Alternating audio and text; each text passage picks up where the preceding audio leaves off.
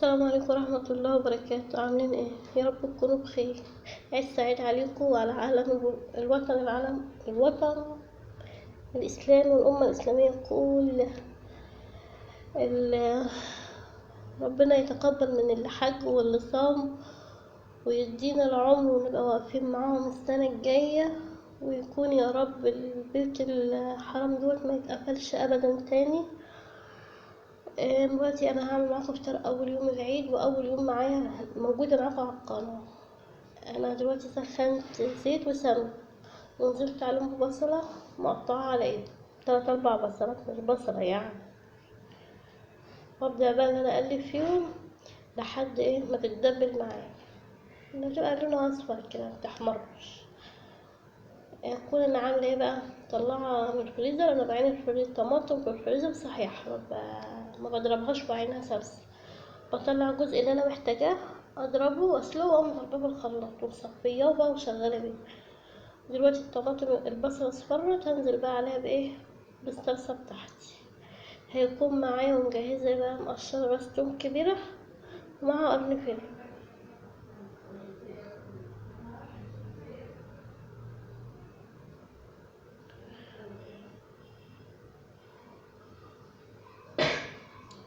هنزل بقى بجوز الطماطم على قد ما انا عايزه، احتاجت هحط. الوقت دي بس التوم معايا اهي، هشطفه واما هلسه مدقاه في المدقه يعني، مش هدقه بحاجه. ومعايا ملح وكزبره وفلفل اسمر وكمون وشطه 7 بهارات. فلفل اسمر، الشطه ديت اختياري، حابه تحطي حبه وانتش حابه خلاص عادي. صحيح مجهزه مجلي ميه ايه بقى يا حاجه يا مدرعه باين انتي؟ هقول لكم دلوقتي انا مجهزه ايه. دلوقتي انا معايا ده ورق عنب، ده اللي هو الملفوف دوت معمول بستريتش. التاني ده بقاله سنة محطوط في كيس عادي خالص من بتاع التلاجة. هبدأ ان انا اسلقه، احط في مية السليق ملح وليمون، عصير ليمون. انا ما بعملش ورق العنب بالطريقة اللي هي لما يعني ما بلفوش على بعض الورق على بعضها، عشان بتبقى تخينة وبتعوز يعني غلبة كتير، فاحنا مش بنحبه كده. ومش بنحط برضه لا عليه ليمون ولا دبس رمان ولا الحاجات دي، اللي عاوز وحابه بيحط.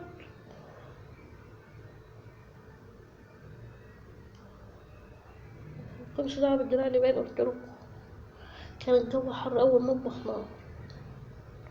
هضيف بقى معلقة زيت عشان يبقى الورقة ناعمة معايا وسهلة في الفك.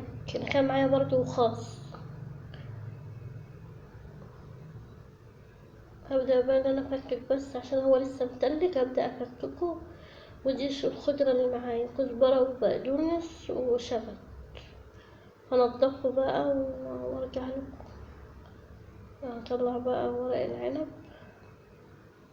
هو يدوبك بيغير لونه بس، وبتطلعيه تسيبيه تحت المية. اللون بس بيتغير، هو ما بيستواش زي الكروم. انا بوريكم دلوقتي ان هو استوى. دلوقتي انا هعمل تتبيلة الفراخ المشوية. معايا طماطم وفلفل اخضر واحمر وبصلة كبيرة، طماطمية يعني.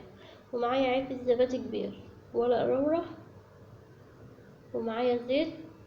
ولو عندك متوفر عسل ابيض حط، ما عندكيش معلقة سكر وسط كده مش كبير.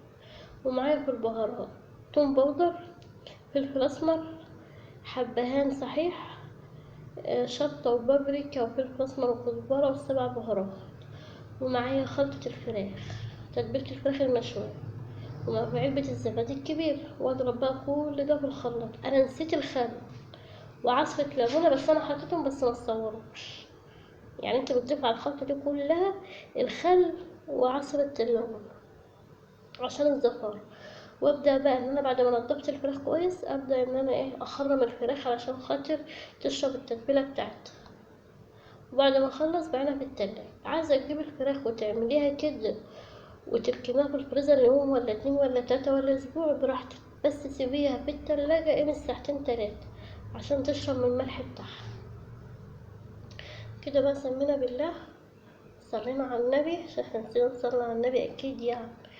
وهنبدأ نحشي المحشي.